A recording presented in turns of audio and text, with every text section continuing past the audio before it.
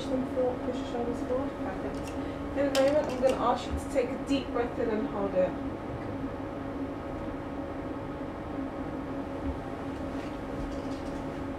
Alright, I'll take a deep breath in, hold it there, and breathe out.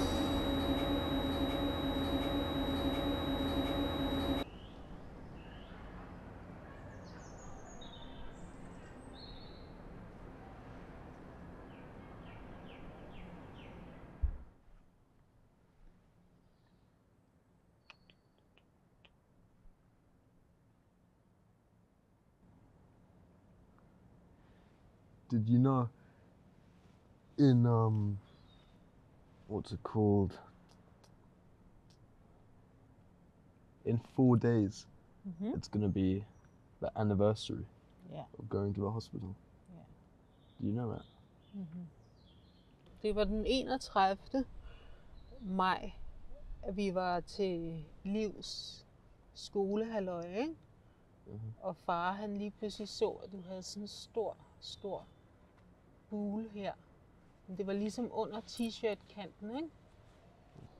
Og så ringede vi til Dr. Mads, som så på dem over FaceTime. Og han sagde, det så ikke ud, som om det var forårssyge. Og vi skulle gå på hospitalet. A&E. Og der var klokken blevet 8 om aftenen. Den 31.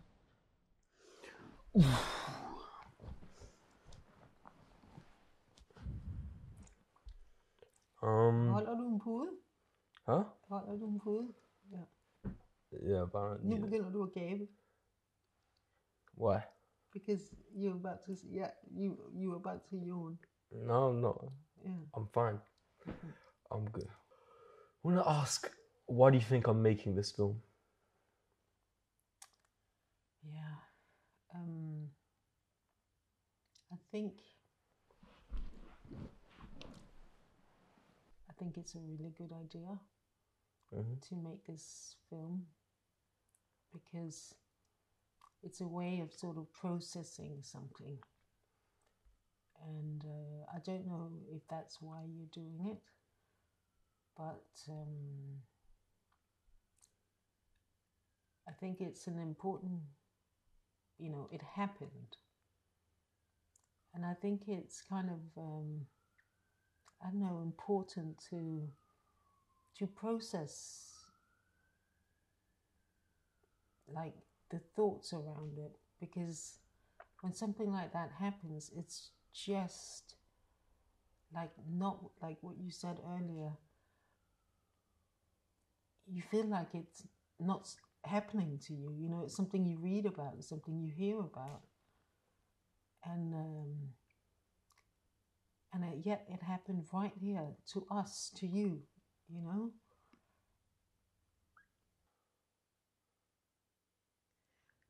Jeg kan huske, at det var et par dage efter, du var blevet diagnosticeret, og det var sådan ret tidligt om morgenen, og jeg vågnede, og far var i bad, og så kom han ud af badet, og så kunne jeg godt se, at han så helt forkert ud, og så sagde jeg, hvordan har du det? Og så begyndte han bare at græde. Altså, jeg har aldrig set ham græde. Og han havde selv sagt, kan jeg huske, at han har ikke grædt, siden han var 6 år gammel. Og han var fuldstændig opløst, ikke? Altså, ja, det var bare, det var jeg jo også, men jeg har grædt, siden jeg var 6 år gammel. Ja, det er en af de øjeblikke, jeg virkelig husker.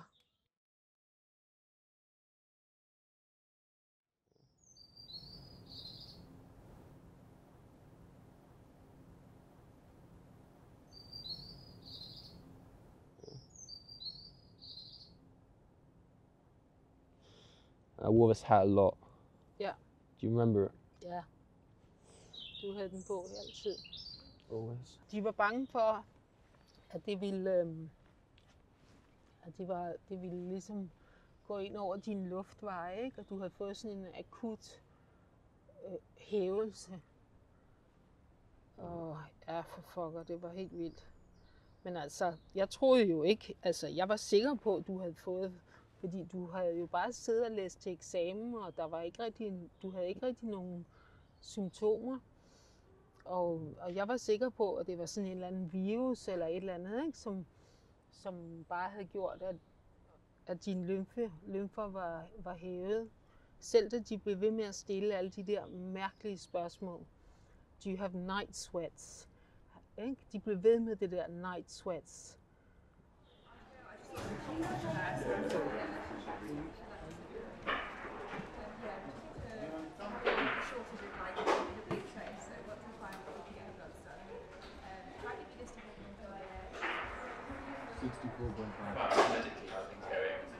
Gaining weight wise, being active, sporty. Things are going fine. I think really a lot better than they were before. Yeah. Which is good. Why was it so hard last time? I think I was just wearing off. I think the steroids Yeah. were just really they were really bad. To an extent, like I could not feel like any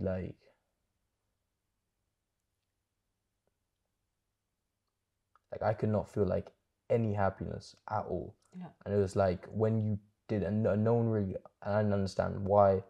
And it was like all of a sudden you have these basic things which just don't matter. Like, what's the point of going out and hanging out with friends if you're just gonna, if it's just not gonna make you happy? What's the point of like, it's like if you actually think about it, like every single thing you do in life, okay, it's all to get. It's you always get something from it. You know what I mean? Mm-hmm. Like everything in life, okay. Mm-hmm. But if all of a sudden that's taken away from you, it really like everything's just empty. Yeah. And yeah. And it's the worst. I mean, I know it is. I didn't realize it was these feelings were the steroids, and I thought it was just me. Yeah. And I thought it was just like, shit, this is just happening. Maybe it's like something. So I always try to like solve it myself, and like, I don't know, I always was like, okay, I'm just gonna try, figure it out, but just didn't get any better. And it was like that for like, you know, for 3 months almost. It was just like, yeah, it's horrible.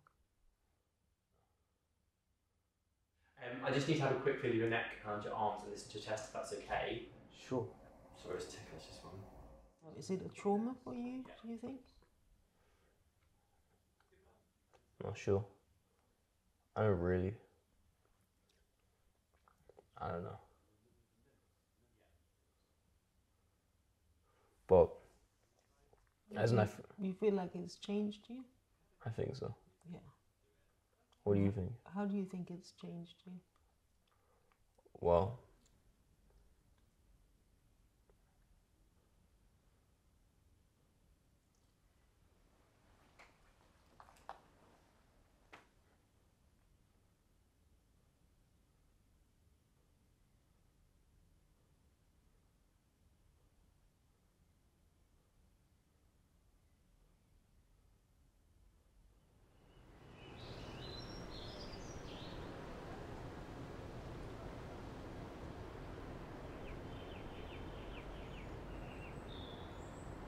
Og så var der en læge, der ringede. Og jeg kommer aldrig til at glemme, hvad han sagde. Han sagde, right, doktor et eller andet fra, jeg kan ikke huske, jeg aner ikke, hvem han var, og jeg ved heller ikke, stadigvæk ikke, hvem han var. Så sagde han til ham, right, I'm calling about your son. Right, so he has, he's got lymphoma. But he has no symptoms, and it can be treated. Og så sagde jeg, kan jeg tydeligt huske, hvad jeg sagde? Jeg sagde, what? Og så sagde jeg, so you think he's got cancer? Og så sagde han, I don't think he's got cancer, I know he's got cancer. Og det glemmer jeg aldrig, de ord. wow.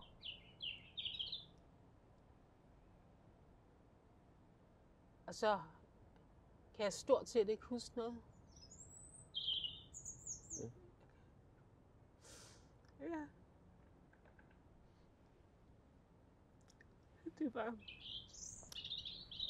Vi gik i chok. Og han...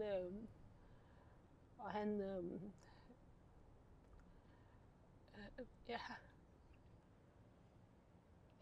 Jeg kan ikke huske noget. Jeg kan ikke huske. Jeg tror måske... Altså, jeg lagde mig ikke til at sove. Fordi det kunne jeg jo ikke. Men jeg kan ikke huske. Jeg tror, at vi måtte jo kun ikke være begge to over hos dig. Men jeg kan faktisk ikke huske noget den første uge overhovedet. Så kiggede man bare i sådan, jeg tror det er det, når man får et chok. Så ja, det er en total tåge. Det var frygteligt. Du måtte ikke komme hjem. Og jeg tror, vi var hos dig hele tiden. Men jeg kan ikke huske noget.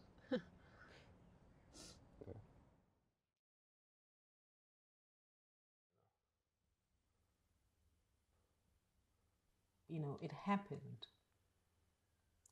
And hopefully, and I believe that you will stay well. I think you will, because I asked a medium who said that you're going to be well from now on. When did you ask the medium? In January. January. Yeah. Okay. So now you know. Yeah.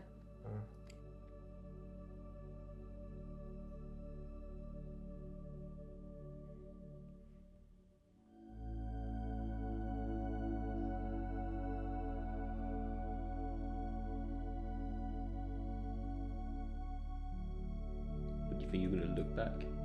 Huh? Do you think you're going to look back in a few years? Look back on it